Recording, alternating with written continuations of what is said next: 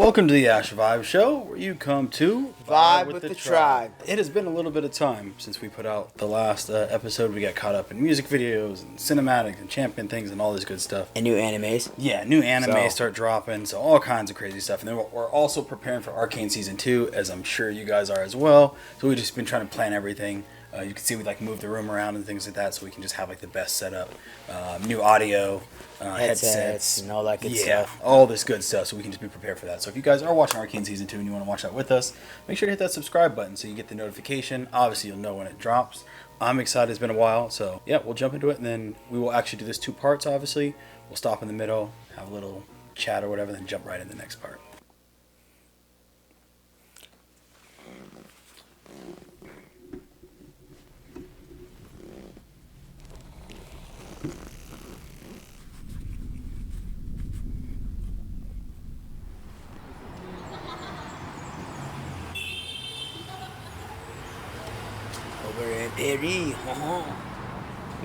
I like this so much more with the headset. Yeah. There definitely is a lot of Paris life and culture in Arcane. I mean, I don't think it's a coincidence that a lot of Piltover looks like Paris. Things are designed to be functional, but also to be a piece of art. I think that's something very much the French kind of spirit. Yeah, so this venue is actually where we had Worlds a few years ago.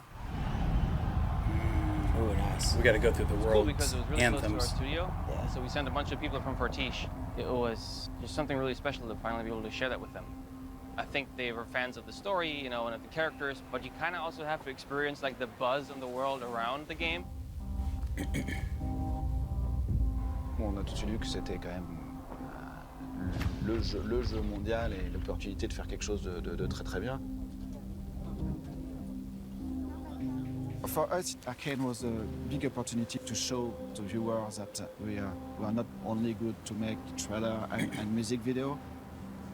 Ça part vraiment d'une intention God, they're so artistic with this. vraiment de plaisir, de passion de faire un film, enfin une série, plus que de faire du marketing. I like the cinematographer that's doing all the If I'm confident about that, Yeah. I don't know.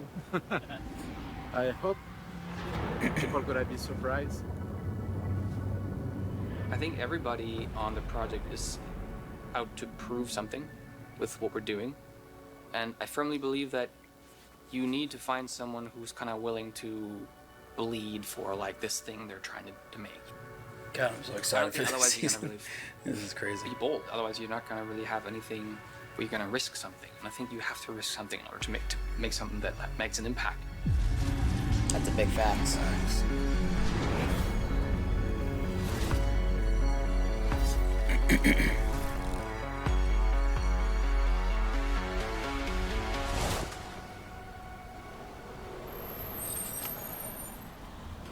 There's a very, very competitive Hey, team here at Fortiche about what they call is it baby foot, right?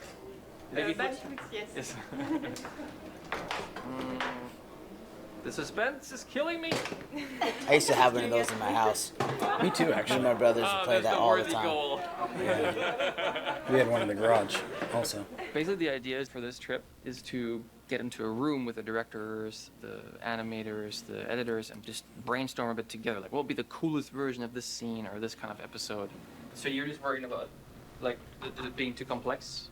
My goals this whole time is I want to solve the story beats with the team in Paris. It's just going to be great to be hey guys, here's all our awesome ideas, and then they tell us whether they can produce it or not, or steer us more into something achievable. It's not done That's until awesome. it's done, right? Yeah. It's like the block of marble chiseling away, and occasionally you knock off an arm and have to start over. If we ever proceed with a scene without taking in that input from the directors here, it's worse, because they're just so talented. They always find this really creative spin. Pascal has this amazing eye for character designs, the models, the stylization. Tu vois la caméra, je sais pas si on pouvait pas mettre une caméra qui tremble un peu là-dessus. Why just the Man of Shadow? Jérôme, he's The Man of Shadow. wizard at Fortiche. today I want to create the lab to experiment new style for the future with Riot. I think when you think about the final look, that painterly look that's integrated into 3D, the super subtle, nuanced camera work where everything feels like it's handheld and really human and real, a lot of that is Jerome. De-aging with me, please. Okay. I want some de-aging. So, Who is Arnaud? Who is Arnaud? Who is Arnaud? He tells us, you know, what I want is a psh, what I want is a you know what? Who is Arnaud? So this is the Arnaud model. God, they look like they have so much fun. The hair is pretty detailed. Every day. A model there. And then he That's doesn't funny. have any pants. Oh, What? no pants. Okay. I like how you didn't turn it around to the We front. wanted to It's like, incorporate eh. the three directors in the show. Oh, It wow. was like a Wow. crazy idea. Best thing you can That's do is just crazy. shut up and let him do his thing, because like That's that tends fu- to be that's this, like, awesome. that's when the cool shit happens, you know. Glad he had pants on at least. Yeah. The freaking Oh, my favorite scene. Stan Lee of I Marvels. loved that they added Right. them They're as doing that kids in in there. It was Dude, not that something scene we was thought so of on the- crazy. in the room, So artistically. but it just added this tells a level whole of bunch of emotion stories between them. within the Right. story. It honestly, it's Right. like, oh, I feel like these characters could be in love now. Exactly how I felt. And it's crazy because I never thought about them being in love until like that exact moment. I was like, oh shit. This sequence is in That's every powerful. way, technically, artistically, it's I don't know how to say that. Yeah, I mean, it's- Masterpiece of yeah. the world season. Yeah, this particular image to me is just like the combination, you know, Hextech's art and science, and I think that's exactly what I feel like the Fortiche depiction is. You know, it is. I feel the science, I feel the power, I feel the energy, but I also feel the beauty. Ce que j'aime bien aussi à Fortiche, quoi, c'est que on insuffle la vision de départ et tout le monde met son petit Sa pierre à l'édifice. sa pierre à l'édifice, comme on dit. Enfin, I forgot what glass that is. That's a special kind of glass on the lens that makes it look blurry on the outside like that. happened in Fortiche. Pretty sure. After we It's a certain receive the lens. script, we go to the design phase, which basically is doing design for character, props and background. En l'occurrence, ce bateau-là, il a été fabriqué par Victor. Et en fait, mettre en scène ce bateau, c'est une manière de montrer que tout petit déjà, Victor était un génie. You almost forget how many different roles there are in a project until Then you actually see them. everything goes in storyboard. In the storyboard department, we take the scripts and we work with the directors. We try to build something that is not there yet in the script. But there's also the editing that is working at the same time to really find the good timing for the boards. As an editor, my job is to assemble those storyboards together into what we call animatic. And then while that's happening, you're recording the dialogue with the talent. I love a good conundrum. Hammer forging is such delicate art. Shimmer is rampant in the Undercity, attacks at the Hex Gates and in the Academy Square. Yeah, but I said I already called it. You can't do... I called dibs. We get voices from the actors, and then we Who's cut that last them one? with sound effects and temp Clogger? music That's in one order of the to kids see the movie that and died? see how it works.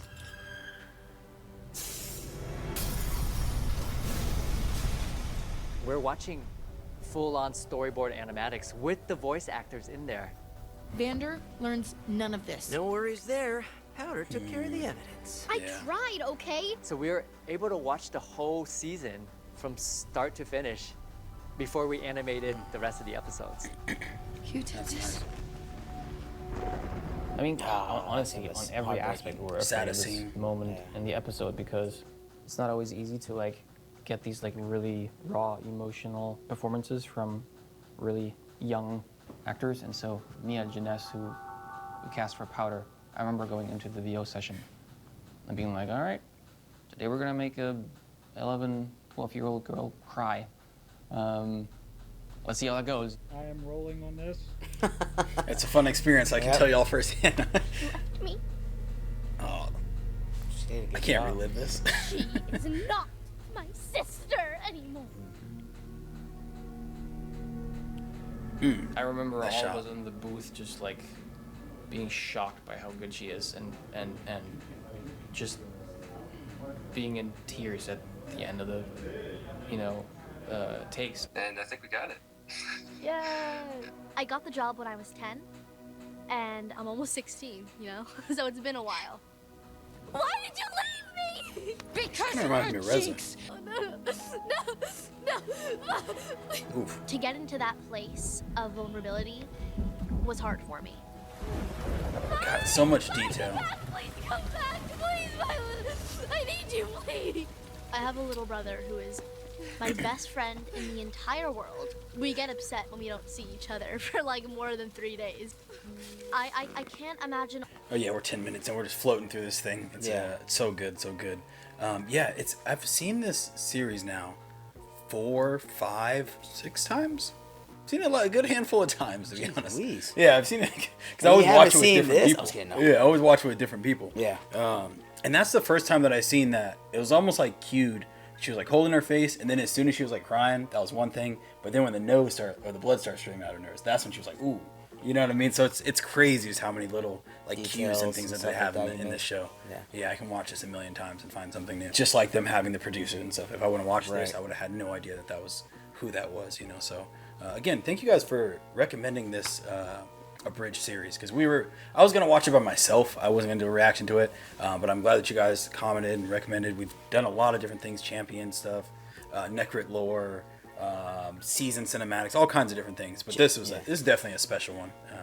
I'm really liking this. So I just like how they always go back and collab, even though they're so far away and separated. Like they really like to conjoin and like to meet up together and actually like pick each other's brains and kind of like get more ideas out of each other and what more can they bring or who else could see. Because they got the guy in the shadow, then they got the animators, the people, the producers that kind of like do the practices on the actual individual prop people who just work on the props and probably 100 props in one scene and then move on and then go to a whole different part of the world. So that's crazy, man. That's crazy how deep this goes. Very deep.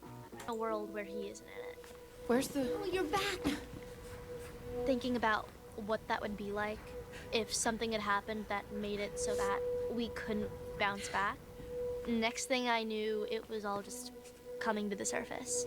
I only wanted to help.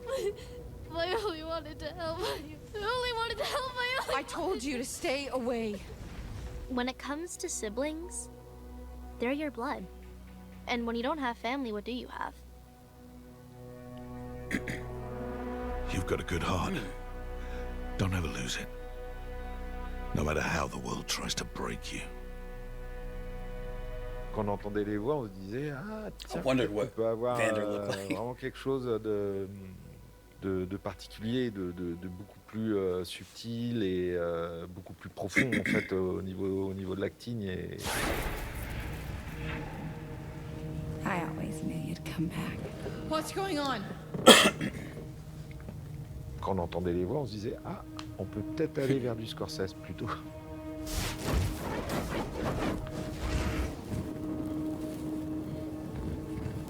All the main characters were really scary to cast because, I mean, you were not just making a new character. It was like, oh yeah, there's like, 6 years of, 100 gazillion million people who have very specific expectations and opinions about who these characters are.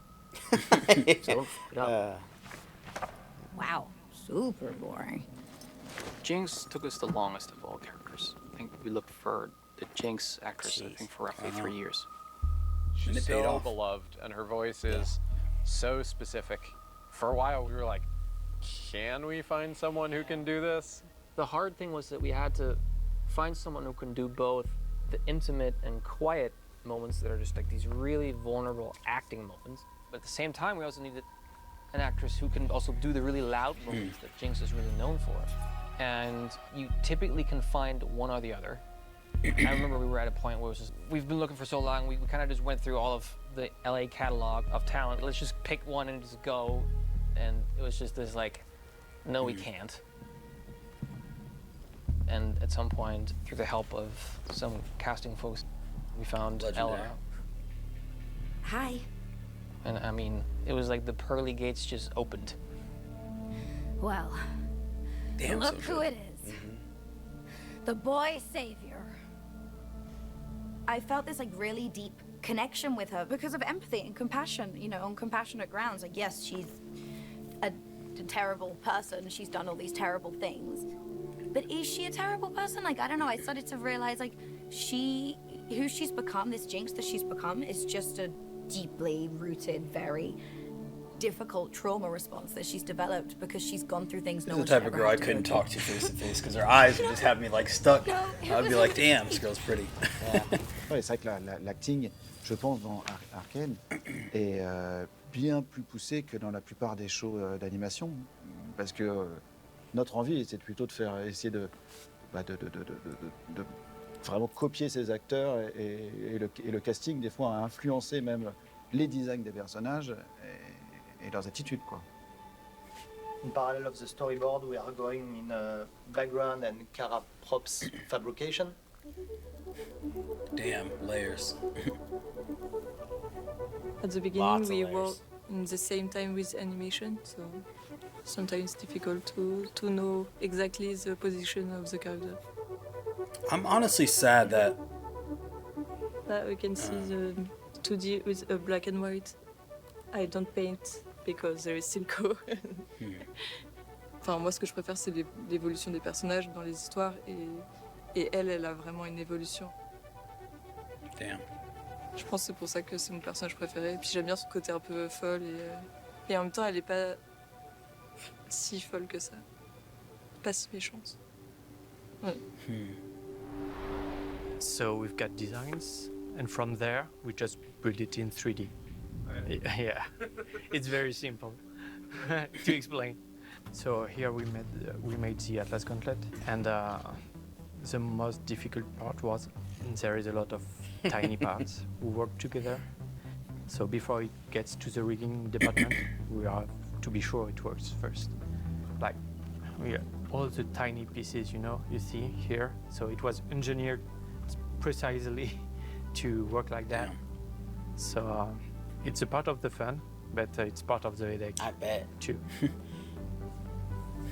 It's actually really fun to create like all those. Kind of reminds me intricate of high pieces, school, like the drawings leg class. and the feet of. Oh, Victor. yeah, you got to do 3D All those rendering. We had to make our weird own metallic house. parts blending with the body.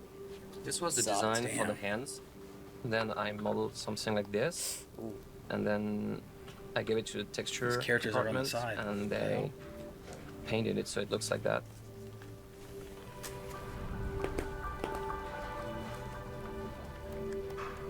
Man, that made me remember, like, I forgot Victor was going through this whole transformation. I wonder what he looks like now. Wow. Way All the different. process is Way built around different. the idea of bringing the design to the final image, and that's great because this is actually like the design is just brought back in 3D, and it's actually what the designer thought of. Bah là, je vous présente en fait ce que c'est un rig, le rig de marionnette. C'est vraiment des joints, des os fictifs qu'on met en place. Donc c'est des points de pivot qu'on peut faire tourner avec des mains. On a une équipe d'animateurs qui est tellement forte et ils vont trouver, je sais pas, 3-4 idées pour rajouter de la vie au personnage.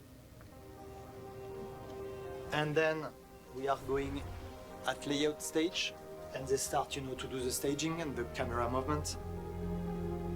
On essaye de traduire le storyboard en 3D et de transmettre en fait des émotions juste avec une caméra, avec les mouvements de caméra, avec la focale qu'on va choisir, de trouver des jolis cadrages et de trouver le rythme aussi de l'animation.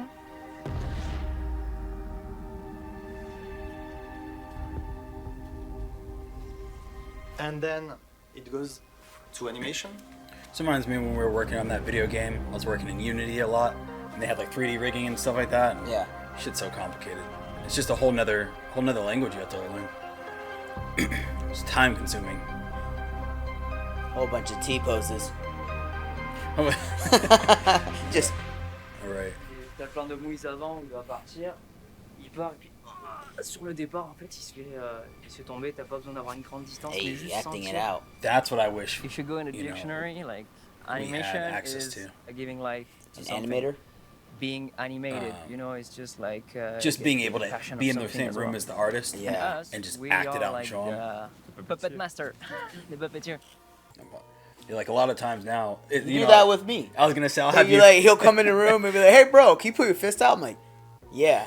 Yeah. And then he'd be like, "So how would you defend that?" I'm like, "Well, I would probably just like move and like do an uppercut." And they're like, "That's not right." And then he would leave, and then he'll come back. So this is how I see it. So it's kind of cool to have that kind of explanation and see that too. That a lot of people do that as well. Yeah, because There's a lot of those scenes in here. Yeah, same thing in comics, same And thing the in same film thing in sets. film- Yeah. yeah. You know what I mean? Being like directing things, it's hard not to, because you're picturing it in your head a lot of times, so it's hard not to just do the movement and fall over, or do whatever you need to so they can fully get an idea, because it's faster that way too. So yeah, there's so many times I'll have him put his arm out and then do something, and then I'll like hold that pose really quick.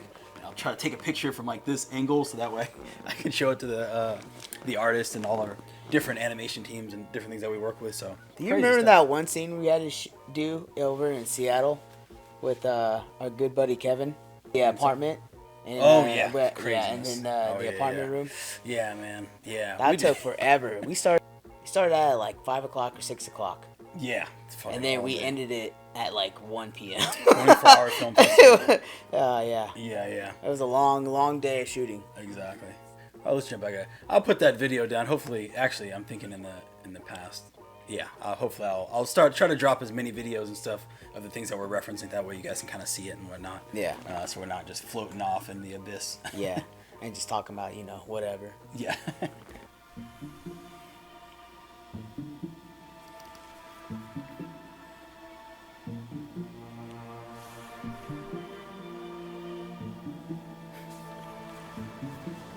No motion capture. No motion capture. No? Please let people know that. Why not? Well, motion capture is used when you want to have some realistic animation, and only that. Look out!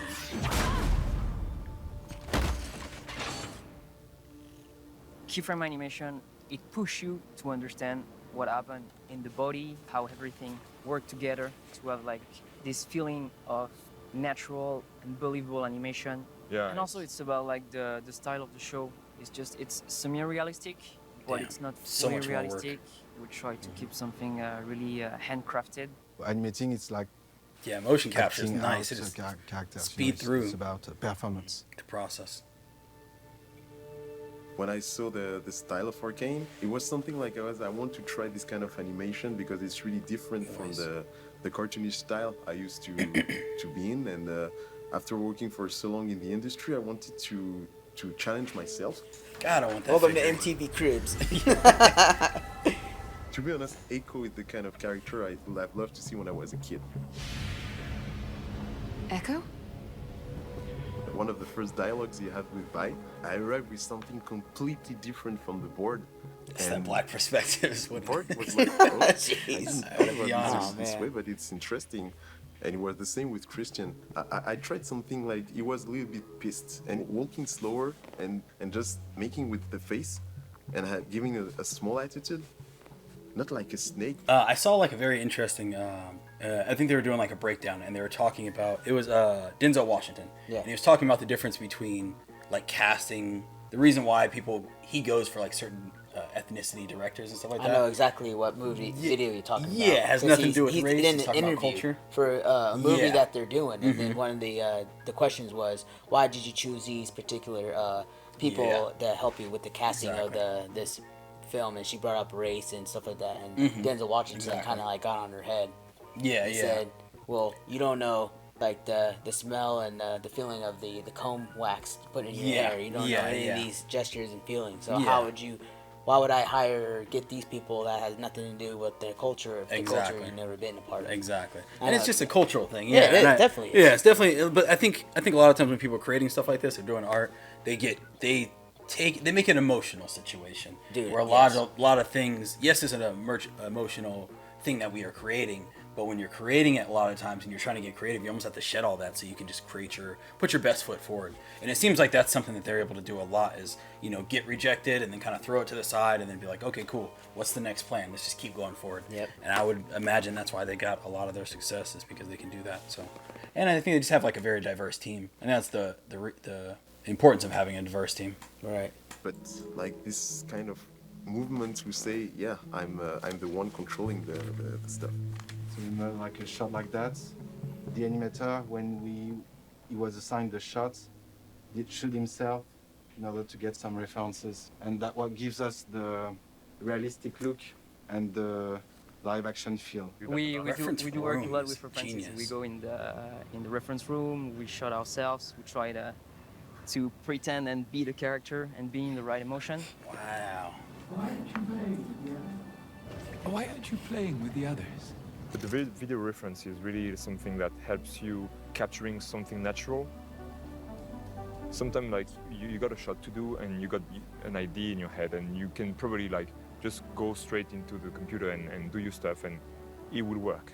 But if you go in a ref room, you start recording yourself, you may end up having like some like little accident that you do that can be really Damn, they got the interesting. soft Like, mats okay, in there and that's stuff. pretty cool. Let's dig into that. Oh. Remind me Sorry, y'all. bother with this stuff. I'm over here like, How who can is I this? say no to such an auspicious offer? God, I got best scenes, man. You feel like you're inhabiting those different Hey, your characters in a way. microphone. Well, you, I know, you- my phone's over here. You have to. The microphone buzzing. When you I know, 'cause see your phone's next 1 to it. second of an episode, Yeah, like, I'm an not the only animator one that spent does a that. day on it. So, if you work on an expression, on a feeling, on a shot that lasts for 1 second, you're gonna spend a day having that feeling in your mind. Like try to reproduce it. It's not rare to have like. You go around the animation department and you can see like people like doing like Yeah. Exactly what we're talking about. like this just this face where you're just like acting what that's the common thing in animation really. I really wanted to be part of this sequence particularly. Like there was a lot of crazy sequence, but this one was the one for me. Yeah, and yeah. When I heard that I was working on it, I was like, it was like a dream. Like, and I was really happy because I had the slow motion moment, and I had the opportunity to work with my son to make the movement of Echo Young. It's a drawing. It's not perfect. You know, if you see the eyes, you know, the pupils. The pupil is not round, except the gemstone. This is the only moment where there is a sphere, perfect sphere. That's wild. Donc, et l'idée un peu, c'est d'avoir chaque image, comment dépasser la qualité que peut produire un dessin animé 2D classique. Et ça, la 3D nous le permettait. Et c'est d'avoir que chaque image, chaque pose qu'on fait, ça reste un peu un concept art, une belle illustration. I mean, it sounds right, but I could be wrong because I said Travis's name wrong before. Yeah, I'm mixing up the brothers.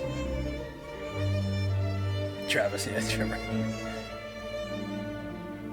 There's just storytelling beautiful happening at every phase and every level. Alex on the other side of the ocean. Good morning. Good morning. So Ray, I think that was a great first read. Can the second violins play that a little bit softer? I've never worked on a show before where the musicians are such an integral part of everything. These are like this is the music team, you know, so they wrote all the songs. They've been spending, what, 3-4 years on the music for this show? Like, every TV show, sometimes you get 3-4 weeks for an episode to do music. I would say that Arcane is all the muscles that we've grown as a company in the music making craft combined. I really believe that what we are doing with music in Arcane Season 1 has never been done in entertainment. Period. As they do like the back and forth audio changes. Crazy. Man, so artistically done. It's crazy. Very, very done. Very, very good.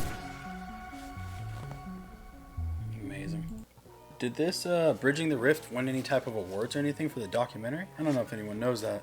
You guys can post down in the comments if you guys do. That'd be awesome. I'm not really too aware of any like documentary style film festivals or like. I know that they're out there. I've seen and heard of them. I know a lot of Natural Geographic. And yeah, things like that. But Discovery. Those guys will get like that stuff. But like this is pretty good. Yeah. So yeah, I'm not sure if this is. To me, I'm like, do I just really like this because I love the show and I love artistry and I have like a like a favoritism for this documentary, or is this like peak of all documentaries? Like, is it like award-winning? You know what I mean, blowing everyone out of the water as much as it's blowing me out of the water. Yeah, that'd be interesting to know. I don't got too much to say. I think we. I just got one thing to kind of like touch on because a lot of stuff we already talked when we had the video stopped and paused for the moment. Exactly. But the one I kind of want to touch on is when they were rehearsing and kind of going through the motions in like their own homes, going through like the acting and how this person would feel, the look, and how it would portray into the shot. And it reminded me of ours when we did rehearsing in that dojo that we rented out for.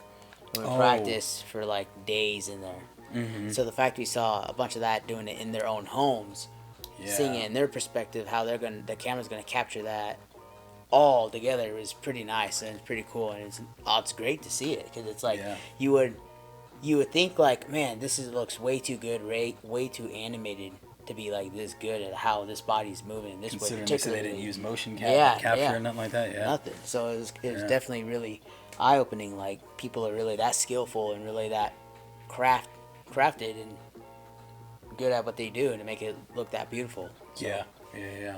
No, I agree.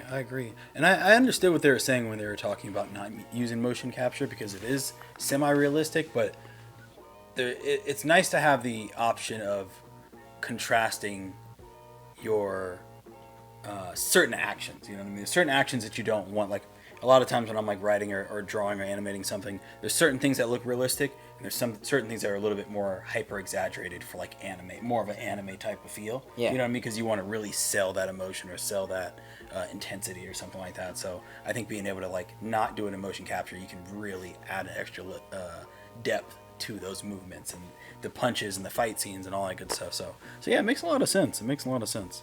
Yeah. Great stuff, man. We are gonna, like I said, jump into part 4. So how's a mermaid wash her fins? Seawater. Tide. Oh, that makes sense too. Took a nice little micro break. Yes. So now we're gonna be jumping into part 4, the musical. I feel like they did a good job setting up this part with the last one. The last one I feel like focused a lot more on visual and designing the artwork.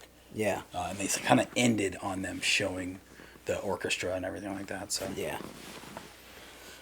Definitely looking forward to the music side of this.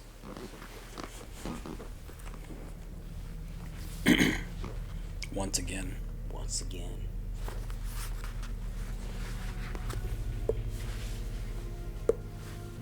Oof. God, the soundtrack was amazing too.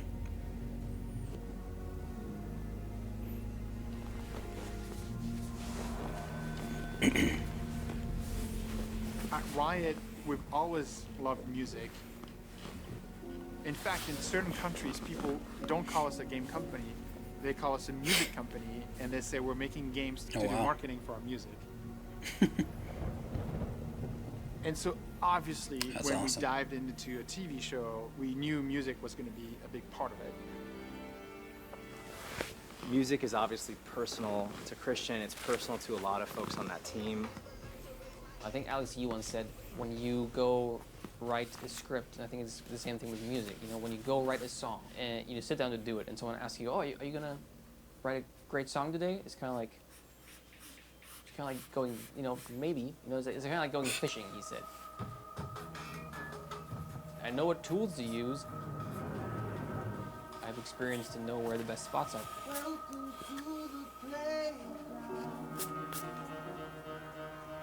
But whether or not I'm actually going to catch one, we've worked on all kinds of genres at this point, and when Arcane came about, we said, hey, we're going to craft a full album of all these different songs, of all these different genres. It really was the culmination of all the different skill sets that we've developed for many years on the music team to craft something that's really unparalleled. It's time to say goodbye.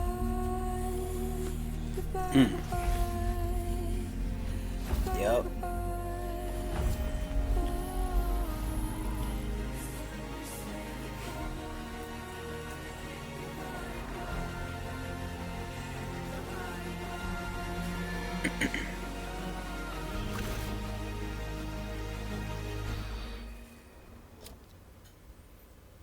Welcome to my studio in North Hollywood. This is where we make some of the music for Arcane. Follow me. So we were going for an incredibly messy aesthetic of gear everywhere. We don't invite people over. You're the first human beings I've seen or invited here in years. Wow. We prefer dark, no windows. I love this space so much. It's the first time I've been able to have like an actual piano. I've got the most important instrument of them all, obviously, the French horn here. Everything I do is just French horn, and then I'll just auto-tune it to sound like other instruments. It's a cool trick that I learned in school. Just kidding, I'm way in debt for my college loans. It's a sad story. What made Seabird really, really special is that he's not only extremely talented at writing melodies, you know, for pop vocals, but also he's a classically trained musician. He went to Juilliard as a French horn player, and when that career failed, he became a really successful pop artist. Damn. I've been working with Riot since about 2016. Each year for their Worlds event, the biggest esports tournament probably ever, we write an anthem for them, so like a big pop song. Legends Never Die was the first like Worlds anthem that I wrote. Wow. And about 2.5 years ago, Christian reached out and he's like, what do you think about Arcane? Do you want to get involved? And I was just like, oh, yes, please, this would be the sickest. Damn, I want to walk into We always Riot games wanted to at some point. make Mom. music part of the development from the very beginning instead of just this post-production phase, you know, that it often is in film and television.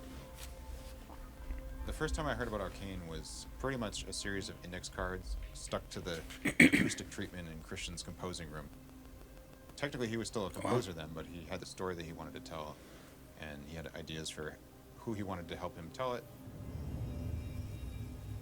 Music on Arcane started with Alex Temple, who is just an incredible composer. But at that point, I hadn't done any longer form narrative work. I'd done shorter form narrative, whether it's like a 3 to 5 minute trailer or things like that, but nothing approaching the scope of Arcane.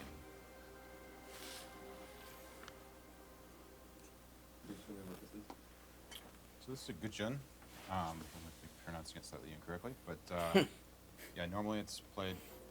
It has a pentatonic scale. Damn, look at that blade pitch by, on the show. bending. Oh, nice. Here. I've been using it completely incorrectly, playing the back side of the instrument. Or even sort of playing it with this singing bowl mallet.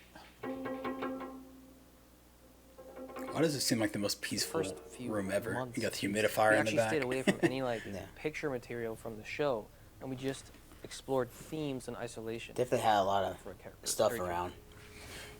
You would expect to kind of have in a room with the That clearly musician. makes a statement about who this character is, but you also want something that's adaptable. So this is the beginning of episode 3. This vocal melody that comes in. So, for example, we have this character Silco. He's kind of one of the villains of the show. He's a complex character. He has good reasons for some of his motives, but he's sort of a villain. The music that I end up writing for him is not sort of villainous at all. It's very sort of welcoming and kind of seductive in a way.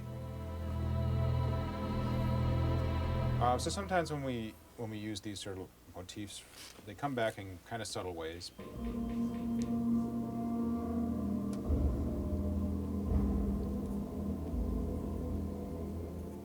Very confused, distorted version of that melody we heard performed so beautifully by the soprano in the other cue.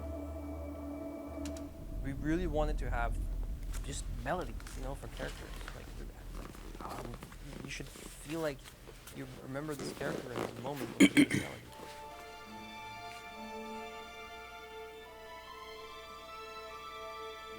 They're always there, but sometimes they're darker, sometimes they're brighter, sometimes they're faster.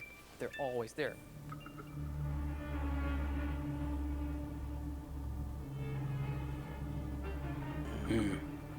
Alex Temple, the lead composer, he's just such a god-tier orchestra composer, like to a level I can't get to. First violins at bar 13 can play that out a little more. Okay. Thanks. One more for luck, and then we'll move on. Damn.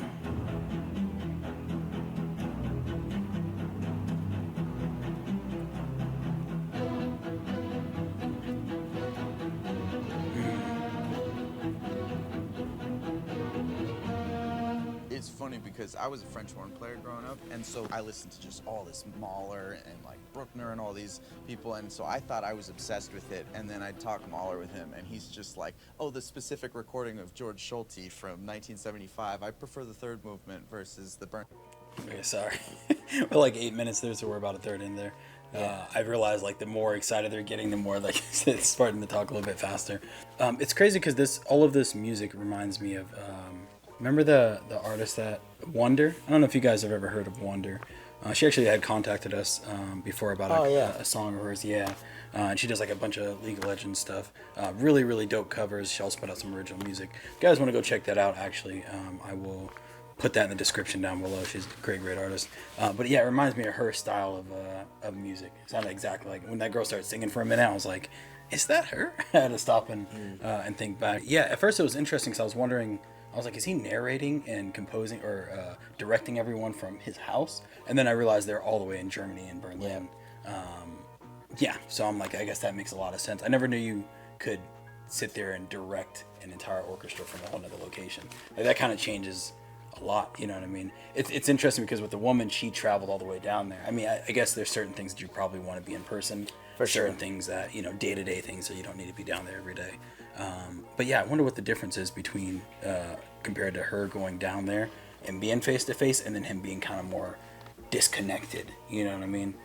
I think he's able to kind of see like the recordings because I know they do like the live recordings in the orchestra in the room when they're doing the live playing. Yeah, it looked like you can see everything. I think for him, he's able to kind of see, like kind of go back to seeing something, hearing something that nobody can see or hear.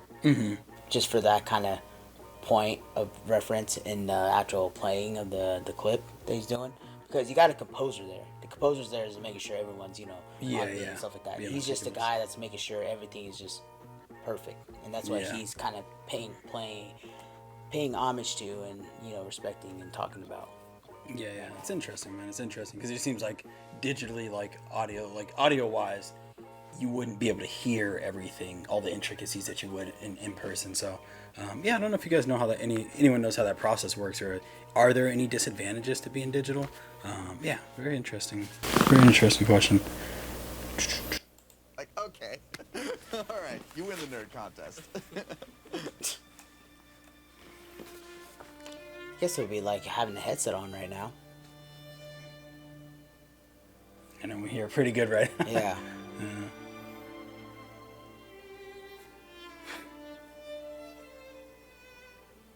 So Ray Chen is a phenomenal violinist.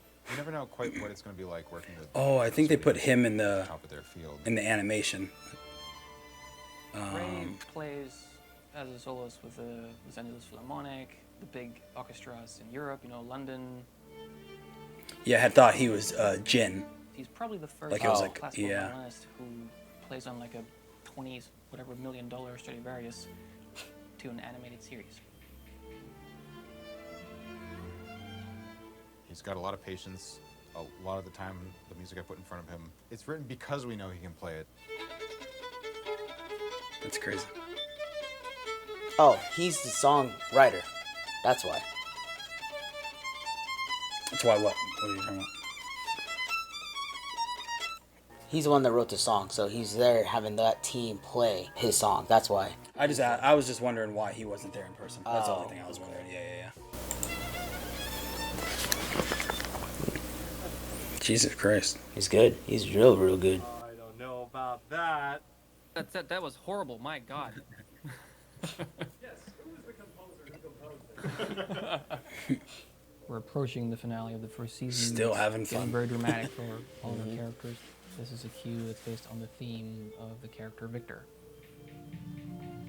This is around the time when he pushes his body and the transformation further and further, and kind of gets seduced in a way by this hex core, and starts to kind of lose parts of his humanity. And there's kind of like a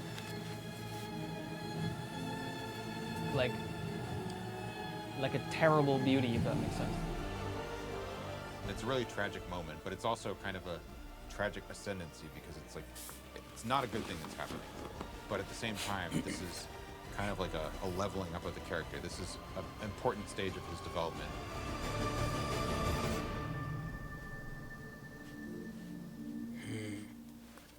I've been doing orchestra stuff with Alex Temple for about 2.5 years. And it was only about a year ago that we were like, let's do a 11, 12 song pop soundtrack to go with the show.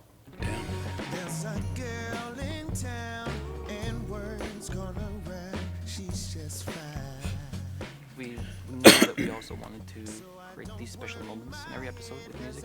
And so with the editors and the directors of Fortiche, we tried to find a moment where the music can actually take over and be in the spotlight. They did that very well. I can think of every moment that they did that. I declare war on anybody standing in the way of what I dreamed for. How could you ignore? Working on Arcane, the pressure is pretty high. All these great, amazing artists, and the story is amazing, and the animation is amazing, the score is amazing, the sound is great, the music has to be good too, the songs have to be good. The pressure. Sebastian is like ultimate homie for me. We did Rise together, did Awaken together. I cannot wait to work with him any chance I get. Sebastian is this interesting character. I remember in his interview, we always asked him, like, what kind of song would you make for this character, for that moment? And he would always just go, I don't know. And so we were like, we don't know if he's the right guy for the job. And then you just start hearing the songs, and all of a sudden, you're just blown away. He's the kind of person who just does, but doesn't talk about it. We call these the banger labs, where all the bangers are made. That's how he says it. It's kind of like awkward for him to say. He's like the bangers. So I had already worked cinematics for Riot. I was thinking the same music thing. videos and things like It's that. funny. But Arcane, the extra difficulty was that the purpose of the song is for a scene, is for the story.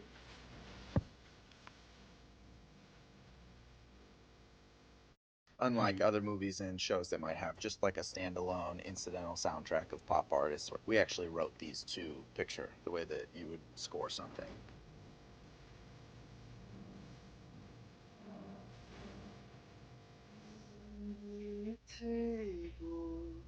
What do you see? I know for Sebastian and myself, it was really difficult to figure out that language where we're getting things to feel like a song, but also getting them to dodge between dialogue or hit peak moments to picture, which might not be happening at a set tempo.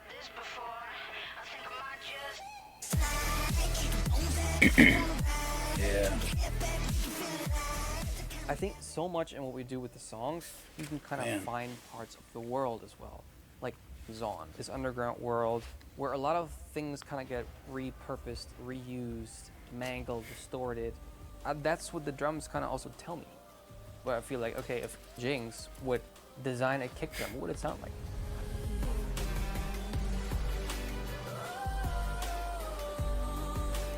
When we worked with B. Miller, she had recorded some really amazing improvisations. Like this for example, is...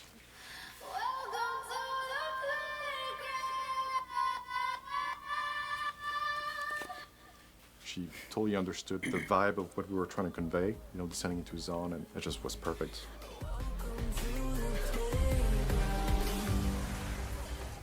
Her look is epic. My dream was that we could kind of write the songs early enough so we can even still edit, sequences boards to the music. I think what we found pretty fast is that we would have these issues that we would approach all these artists and we'd say, "Oh, we want to make music with you, make these songs," and they'd say, "Oh, cool, that's awesome. When do they go out?" And we would tell them like, "Oh, in 2 years," and they would go, "Oh, never mind." So what we did instead is to actually write the songs ourselves, and then bring on the artist to kind of like either just sing it or find their version of it. Wherever you are, light it up, and I'll find you.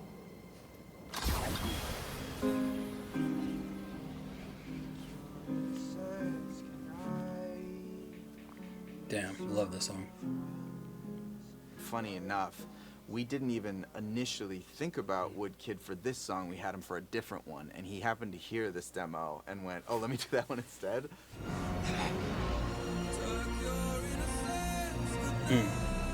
And it was the greatest thing that could have ever happened. This was like sort of an action-y piece when I had first written it, and then he turned it into the most chill-inducing string thing I've ever heard.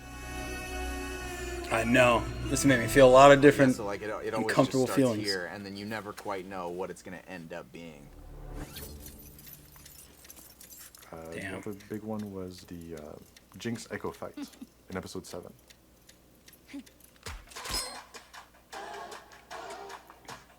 Got that vibe, figured out, and then for the vocalist, the rapper, they were like, okay, we have some ideas of who could be super cool. Like, okay, let's see what can, let's send the track to them and see do they want to do it, and also, are they going to do something that fits? Denzel Curry was one of them. In this gothic underground city, we all sin. If I bring a couple rounds with me, then we all win. Jizzle was another one. Just might kick your butt, go run them up, then pay my nails. Never learn to raise my hand. I have no idea. And Brent, he sent us a demo that was kind of sounded like a female vocal. I was like, oh, that's a really cool, catchy kind of chorus. I said it like I knew who it was. I had no idea. Just Oh, hey, him. Jizzle? I have no idea who he is.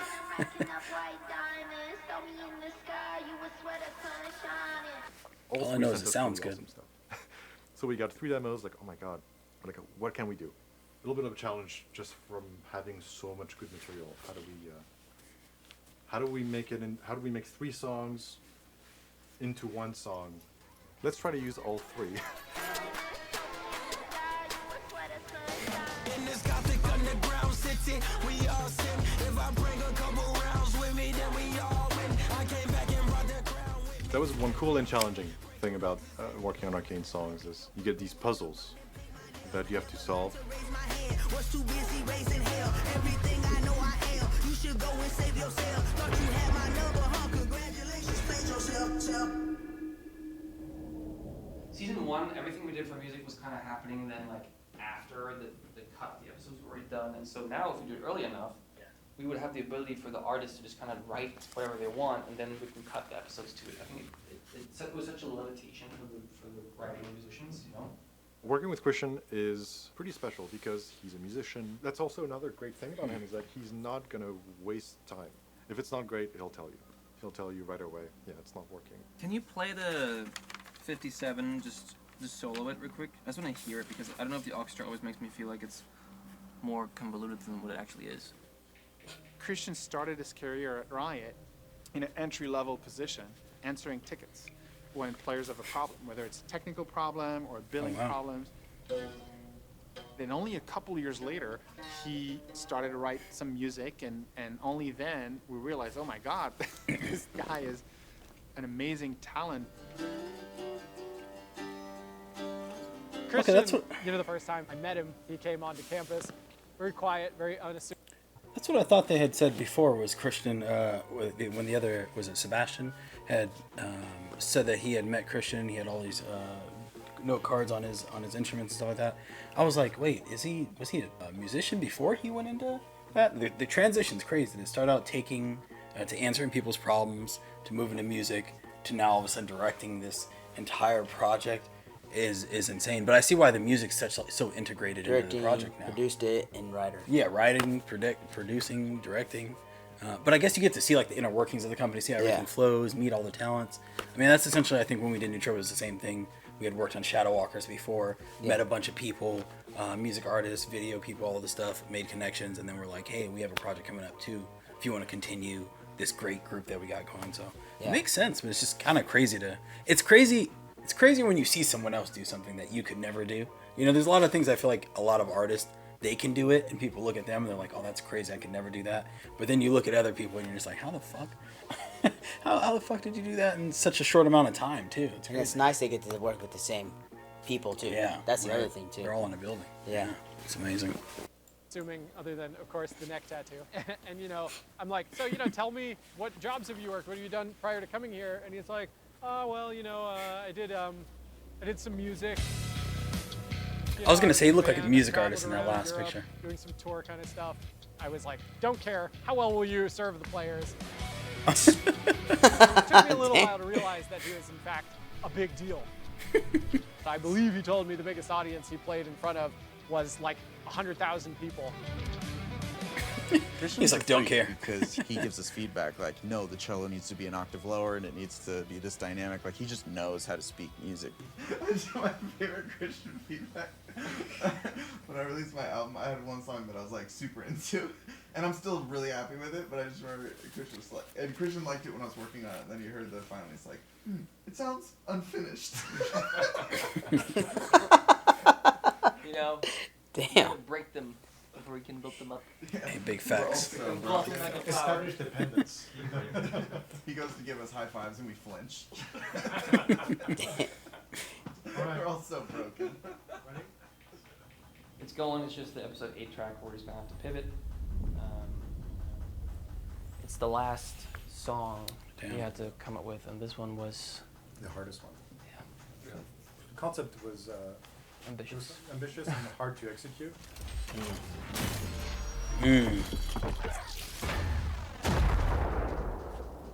When you kind of go into it knowing, like, by the way, this is a big champion moment for Vi and for Jace, and this needs to be great, and you're gonna question every choice you make because, like, but is it great? Yeah. It's also just expectations are always really high.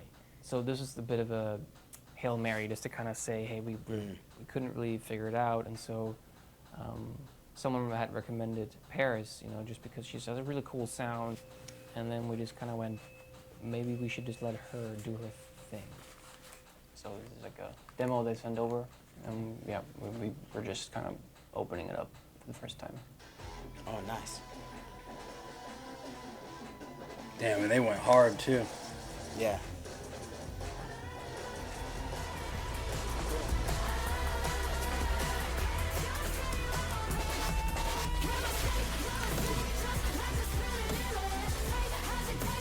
Damn, this is a perfect song for this.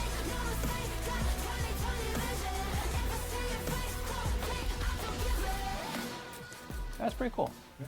That's pretty cool. Sounds unfinished. Something that Vi with attitude is really, really fun. She even has like the shaved side and then like the nose ring. I was like, she kind of is Vi. I know, edgy. Hella edgy.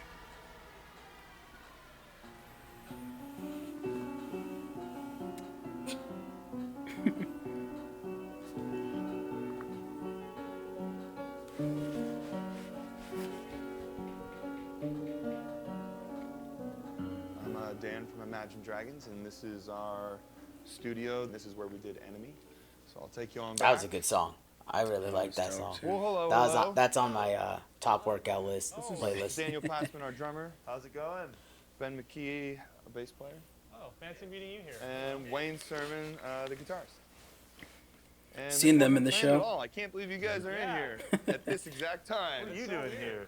I just felt like I needed Seeing them in the show is when I first realized that how close they were integrating music into their show. I was like, definitely damn. associated with it.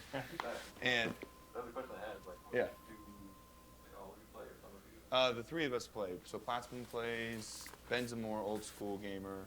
Did you try League? I have tried League. It is. I am a simple man.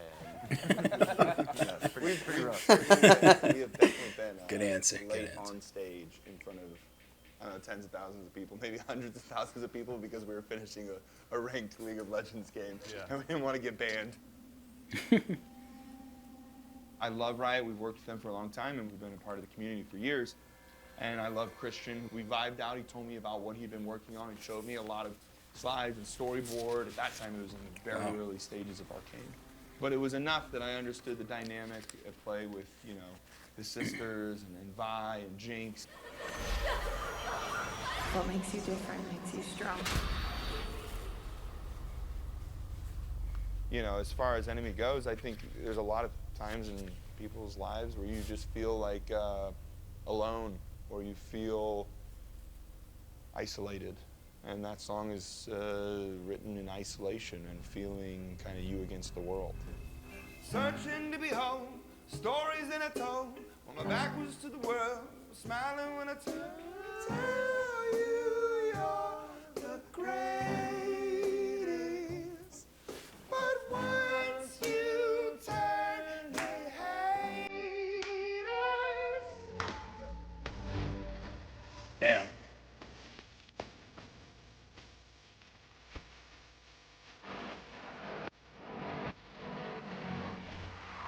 Another epic scene. Yep. Fucking every scene's an epic scene in the show. I remember seeing music video to this. Yeah. And it's cool to put. They have them in it too. Mm-hmm. So just like they are in the show. Yeah. That's something we haven't jumped into yet. Is a lot of the music videos. That will be soon. It'd be an important scene, and it was this beautiful montage, and they had temped it up with this stunning David Bowie song, and they're like, you know, Alex, could you write us a song that fills this moment? And you're like, sure, I'm gonna have a panic attack first. I'm gonna go see my therapist, and then as soon as I center myself, try and write a song that lives up to that moment. Damn, David Bowie.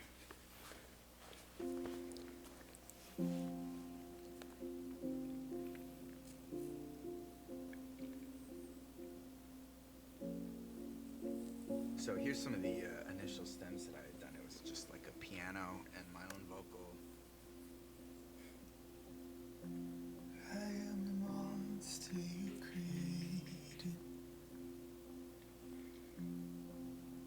ripped out of my parts. The way it starts is just like a person just like lamenting. I mean, it was really Jinx's voice in this song. The lyrics for that one came quickly. The difficulty with that was writing a song that's structured properly, because Jinx fires this rocket at first, which is like a beautiful moment as it soars across the sky. And I wasn't at the point in the song that something that big was supposed to happen yet. So we had to like figure out how to write almost like a bridge section that is this rocket blast moment before we get back to the second verse and before we continue the song. Wow. Damn. Wow. So Would integrated. give us feedback, and we'd kind of hit our stride, and then it would be like, okay, which artists do we want to have sing this?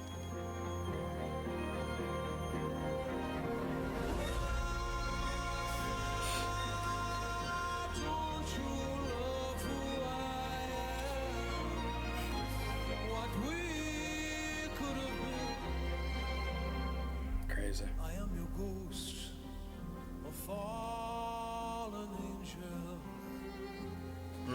You ripped out all my parts. Sting was at the top of our list. I mean, it's pretty convenient to be like, oh, we'd love to have Sting. Like, oh yeah, would you? But we had him there, and we were able to talk to him about it and get him into it and show him the sequence, and he was just really generous, and it did exactly what we had hoped, which is just elevate it into this moment that is kind of above everything else. Like when you hear Sting's voice enter, you're just like, is that Sting?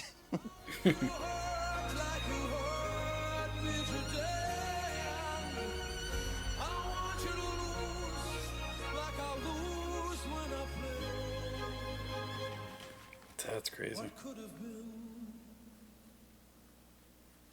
Next song in It's so season beautiful. 2. You know, it's funny because you work on these moments for so I know. long until you act like when you think, oh my god, this is gonna be amazing. But you just don't quite know until you actually see everything done. And you just have that feeling for like 2 or 3 years where you go, I think it's gonna be amazing, but I'm not quite sure. And you just kind of have to wait because you just, you know, does the music come together? Does it have that kind of magical touch, you know, like does the storytelling come together? Does the acting kind of come together? We're bleeding money, and for what? His dreams of rebellion. He's losing control. I'm curious to see how it will go when this show hits all the platforms so people can watch it and it's released, and how it'll go for our League audience, you know, and also kind of like the general audience. Our League audience, they will certainly tell us how they feel. Yeah. All I really hear is just I understand that. And that's why we love them.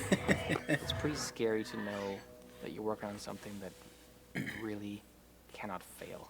You know, like that's not an option, and so it just makes you question everything.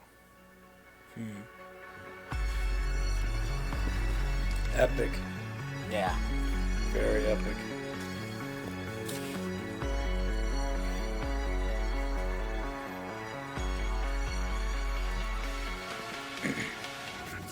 Okay.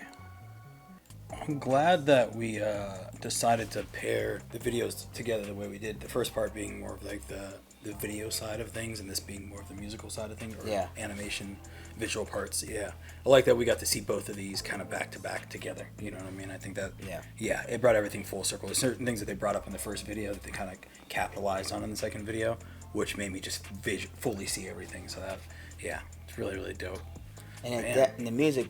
Sorry to cut you off, No, but you're the good, music just pays so much compliment to just the animation and the work that everyone does too. So it's like, it's a powerful scene and you see the emotions, and then the music comes in and just drives it forward to just like make it just this epic just like scene, and it's just so good to see, and it's so awesome, and it's crazy to see how much of the experience and work that so much work they put into this, which is just so good. So I know. Everyone working so closely together, like you had brought up like in the first part. Yeah. Just being able to like bounce ideas back and forth, being able to like write the scene, animate everything in storyboard, and then go start working on the music and have an idea of like what it's going to kind of look like, and then come back with a full animation. And you saw they would play like the animation without any dialogue at all, and then they would just sit there and just tweak everything and continue to score to like the finished animation. Like that back and forth process is so nice to be able to do that, because a lot of times people are just filming the whole thing, handing it to the score person, and the score person will go through it and just try to make everything the best they can match up, but they're working around the visuals instead of, with them, especially with Christian seeming like he's such a musical person. There's parts where he's like, no, we're going to work around the music and then somehow change X, Y, Z to fit into this. So yeah, man, that's crazy. Yeah. I see why it's such a seamless experience all around the board. So I can't even watch 2 episodes of these. I can't watch more than 2 episodes. I gotta go right now. I gotta go. I gotta go do feel something. Motivated too? Every Yeah, time. I feel motivated It happened too. the last time too. It's just like I can't sit here and watch. Especially Enemy. I want to go work out. I want to go hit some weights over there. Yeah, right. Damn. Oh, the enemy. Everybody wants to be an enemy. Again, thank you guys for recommending the series. It is amazing, as well as everything else that you guys have recommended. So we are going to get into music videos and voice lines. Hopefully, we can get at least one music video or one voice line video done before Arcane Season 2. Yeah. Because there's certain characters, like I would love to go through Warwick before his voice lines and stuff. We just did the cinematics for him because we knew that he's going to be in Arcane Season 2 and they're going to expand on that. So, so yeah, I would love to dive into a couple more things.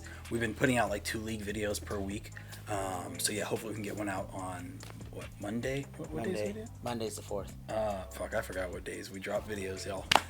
But I know we usually drop a League video on Thursday, and then I think Tuesday is what it was. Tuesday and Thursday. Sunday and Thursday? Sunday and Thursday. Jesus Christ. Anyway, hopefully we can drop 2 videos this week before that date. Maybe even 3 or 4, just like spam it out there. I have faith. Yeah, I have faith too. We're getting a lot of work done. Again, I appreciate you guys. If you guys want to find out more, or if you guys want to be in like our closer Discord group, we do have a League of Legends channel in there where a lot of people will let us know when new music videos and new things are going to drop. Like Mbessa's music video that just dropped. We heard about it from our great group of friends over there 2 or 3 days before, and then just sending us all the updates and stuff, and everyone's just chatting and talking about video games and anime and all this cool stuff. So if you want to check that out, check out the link down below. If you want to check out original comic books, that's also on Global Comics, so you can check that in the description below as well. We have like fantasy, hero, novels on Amazon, all kinds of cool things. All right, y'all, I'm out of here. Much love. See ya. Peace.